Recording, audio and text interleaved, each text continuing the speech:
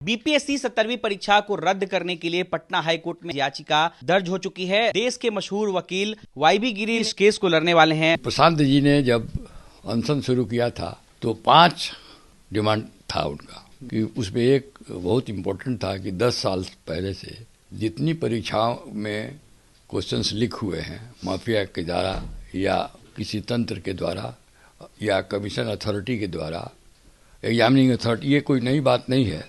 बिहार में किसी न किसी सिपाही की एग्ज़ाम से लेके पब्लिक सर्विस कमीशन के एग्ज़ाम तक क्वेश्चन लीक होता रहा है और कंटिन्यूसली सरकार फेल होती रही है, एग्जामिनेशन बॉडी फेल होते रहे हैं।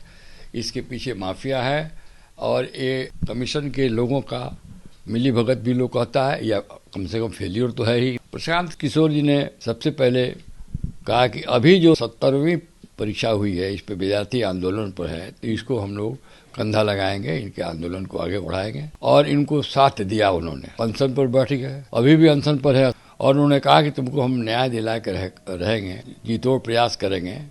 और जब एग्जीक्यूटिव फेल कर गया, कार्यपालिका से कोई न्याय की उम्मीद समाप्त हो गई, तो उन्होंने कहा और विचार रखा कि यदि विद्यार्थी चाहें तो हम लोग न्यायपालिका में उनको ले जाने में भी मदद कर सकते हैं।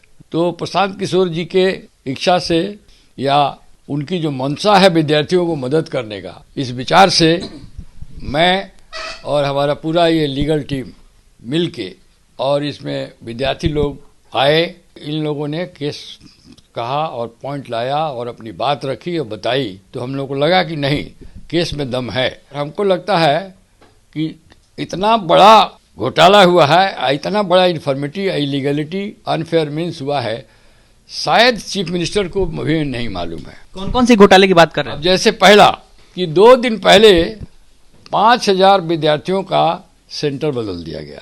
इसका क्या मंशा है? क्या कोई फेवरेबल सेंटर पर फेवरेबल विद्यार्थी को ले जाना था? तो ये जांच का विषय बनता है। दूसरा, ये ट्विटर पर 13 तारीख को पूरे बिहार में क्वेश्चन लीक हो गया। 912 सेंटर पर ट्विटर पर लीक हो गया एयू, उसको भी 1 बजे इसकी सूचना मिल गई। लेकिन आयोग ने इस बात को नकार दिया है। उन्होंने कहा है कि पेपर लीक नहीं हुआ है किसी तरह। आयोग जांच क्यों नहीं कराती है? ये जांच का विषय है। आयोग पर क्यों जाते हैं? सरकार को जांच करानी चाहिए। आयोग तो खुद कल्प्रिट है, इन्वॉल्व है। ये आयोग का फेल्यूर है। आयोग के पदाधिकारीगण, पदाधिकारी में सब नहीं, कुछ पदाधिकारी हैं। पेपर में लिख रहा है कि यूईओ भी कुछ पदाधिकारियों का इन्वॉल्वमेंट पाया है, प्राइवेसी।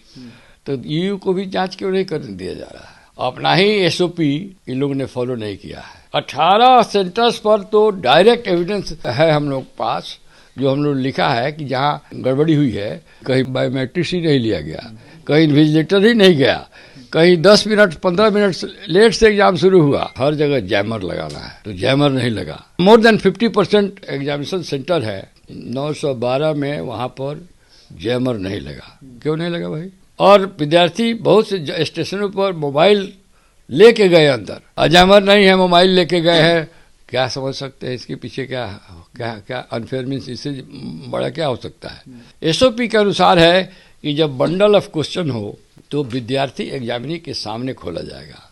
तो बाबू सभागार में 173 ही सेट ऑफ क्वेश्चन आया इन प्लेस ऑफ 192। क्यों हुआ? बापू सभागार का सुपरिटेंडेंट का डेथ हो गया, तो रिपोर्ट किसने दिया? और डेथ कैसे हुआ? इतना प्रेशर में तो नहीं हो गया कि जो इतना बड़ा इलीगलिटी देखा, बेचारे प्रेशर में उससे during the course of examination he diet. ये भी तो जांच के विषय है। हम तो चाहते हैं कि 10 वर्षों में जितने लोग इन्वॉल्व रहे हैं अनफेयर मीन्स में, क्वेश्चन लीकिंग में, जो माफिया इन्वॉल्व हुए हैं, इसके जांच के लिए एक सेपरेट जुडिशियल कमीशन बैठना चाहिए और जुडिशियल कमीशन इसकी जांच करे और देखे कि ये एग्जामिनेशन बॉडी बिहार में क्या किया है।